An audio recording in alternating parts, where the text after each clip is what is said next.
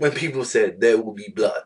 There will be blood in this episode, and a lot of blood. And this is censored blood, may I remind you. This episode, Naruto, Jesus Christ, did Obito just hit the fucking fan and just go batshit crazy? Because at the end of this episode, he is literally in hell.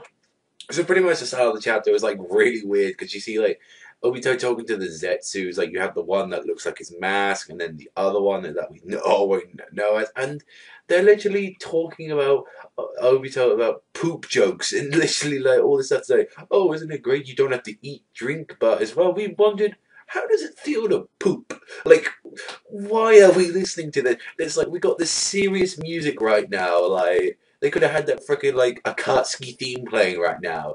And he's like, I want to know how poop feels. Like, why? That just felt so inappropriate and stupid at that time. Although they did tell Obito about the infinite Tsukuyomi. Well, they didn't really fully explain the Tsukuyomi to him. They just said, oh, Madara's got a plan to make, a whole world peace and all that. No fight, no nothing. Everyone has their dream world. And pretty much whilst that was happening, it was just like Obito building up back to his body, because you see that his body is pretty weak. He struggles to freaking stand on his own. At first, he has to have like a Zetsu help him move around a bit whilst like Madara freaking sleep. It shows that he's really desperate to get back to Kakashi and Rin, especially Rin. The flashbacks all in this episode just kept showing him like just kissing pictures of Rin, blocking like out Kakashi says so you kiss Rin, thinking about Rin, like a lot of Rin. So you can see his whole reason like why he's so upset. It's because you let Rin die and stuff. And then Zetsu go and tell them after months and months, which is like he's starting to look a little bit more like Madara now with all the hair and the freaking awesome ass fucking shit he's got on him now. He's saying like, oh, like the Kakashi and Rin are being attacked by the hidden mist village. And they say the mist village says it's something interesting, saying like the reason they were after them is because of Rin herself. Now, for you anime only viewers, why do you think they were after Rin?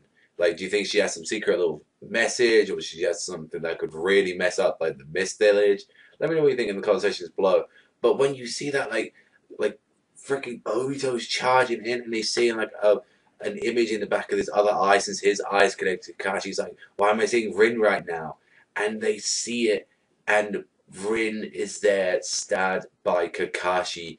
He's there crying, got a Chidori for her chest, and she's just like Kakashi, and just falls to the ground, and Obito sees all of this, and because of that, I just love the animation when you see both their Sharingans evolve at that point. They got their Mangekyous and just fucking powerful. Although Kakashi passes out at that point, Obito goes absolutely crazy. And I've got to say, the animation of that just looked absolutely phenomenal. When Obito was using like his whole transport technique and going in, like there was a point where this guy tried to stab him and like 3 other of his guys, and he was on the ground and he stabbed their own comrade, and that just shit looked sick. He was just breaking this guy's face, like the freaking woods like stats just going in everywhere. And this is the reason, that's what saying, oh, this must be why Madara chose you. You have great potential. You're using the Wood Star right now. Like, going fucking in. And it's just like, the end of this episode with all of that, like, just a blood rain. When the moon and the rain has turned into blood, you know that Obito has done some fucked up shit. And then you just see, I see how it is now. I'm in hell. And he's there, like, looking at, like, Rin in this pool of blood while he's got blood all over his Sharingan, all over him. Like, overall, that was like a crazy way to end the episode, and I really enjoyed it. The only bits that I had a qualm with the episode was definitely I felt like a bit too much of the Kakashi guy. I feel like that's kind of how they're gonna use it to pace the series now.